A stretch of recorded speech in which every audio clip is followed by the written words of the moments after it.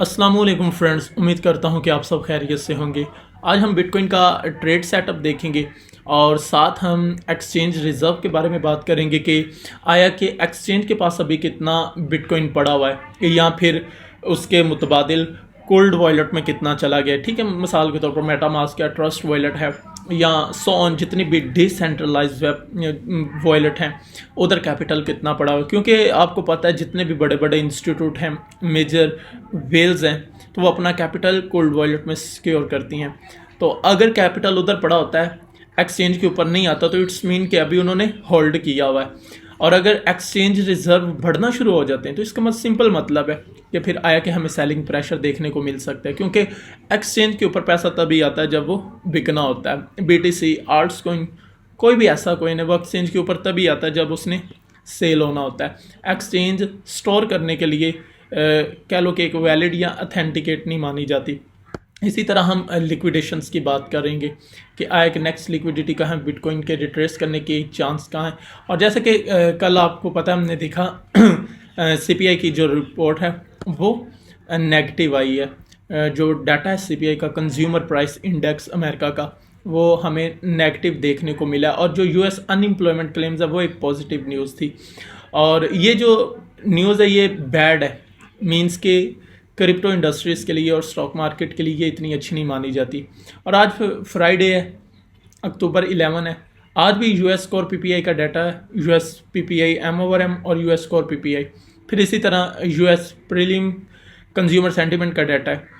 खैर, ये सारी चीज़ें हम देखेंगे। चले मैं बिटकॉइन के ट्रेड सेटअप की आपको बता दूं जस्ट ओनली 1-2 मिनट के अंदर अंदर। हम जो बिटकॉइन को सेल करेंगे वो हमारे पास रेंज बन रही है। फर्स्ट एंट्री जो हमारी एक्टिव होगी वो 62,400 की होगी, और जो सेकंड एंट्री हमारी एक्टिवेट होगी वो 63,400, यानी कि 1,000 उसके अबव। और उससे बाद अगर बीटीसी मुसलसल अपना बुलिश ट्रेंड दिखाता है तो हमारी जो फाइनल एंट्री होगी वो 65,000 की रेंज में, 64,000 की रेंज में हमारी थर्ड एंट्री एग्जीक्यूट होगी।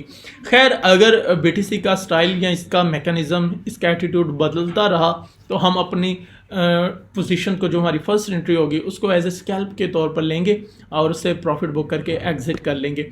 अगर एक रिवर्सल, स्ट्रॉन्ग रिवर्सल पैटर्न हमें मिला टेक्निकली तौर पर भी और फंडामेंटल तौर पर भी, तो फिर हम मज़ीद अपनी पोजीशन में स्टे कर सकते हैं।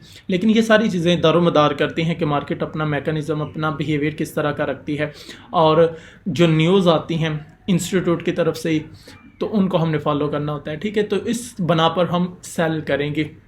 मैंने इधर बाय किया रात को 59,000 की रेंज में, मैंने ग्रुप में वो शेयर किया हुआ है, मीन्स के प्रॉफिट वगैरह।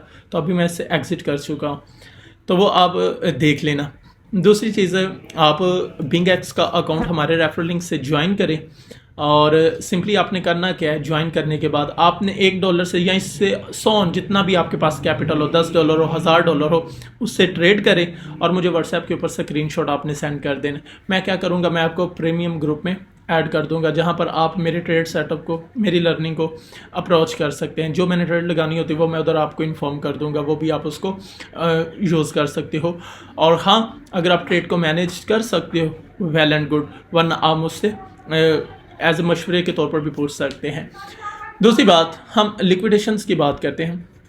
बीटीसी की जो मेजर लिक्विडेशन है वो 57,000 और इसके बाद 64,000 एंड 62,400 की रेंज में, और इसके बाद हमारे पास है 66,000 की रेंज में। ये मेजर लिक्विडेशन है और ये बड़े टाइम फ्रेम के लिए। अगर छोटे टाइम फ्रेम की बात करें तो हमें जस्ट ओनली 63,000 की रेंज में ही लिक्विडेशन नज़र आएगी, और उसके बाद 58,500 की रेंज में लिक्विडेशन नज़र आएगी।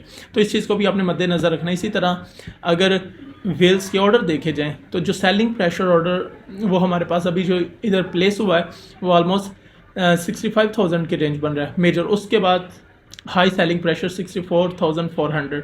फिर उसके बाद ये जहाँ पर हम स्कैल्प करेंगे वो है 63,800 की आलमोस्ट करीब है। फिर इसी तरह स्कैल्प ट्रेड एक और बन रही है 62,900 के करीब।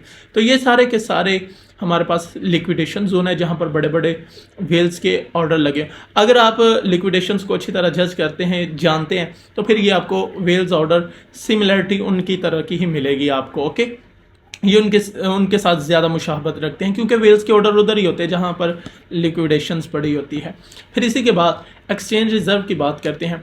अगर आप इस चार्ट में देखें तो आपको एक वाज़ह क्लियर कट नज़र आ रहा है। अच्छा, ये दो लाइनें आपको अगर कंफ्यूज कर रही हैं तो इनसे आपने नहीं घबराना। ये जो ब्लैक कलर की लाइन है ये डॉलर्स को इंडिकेट कर रही है, यानी कि BTC की वैल्यू को।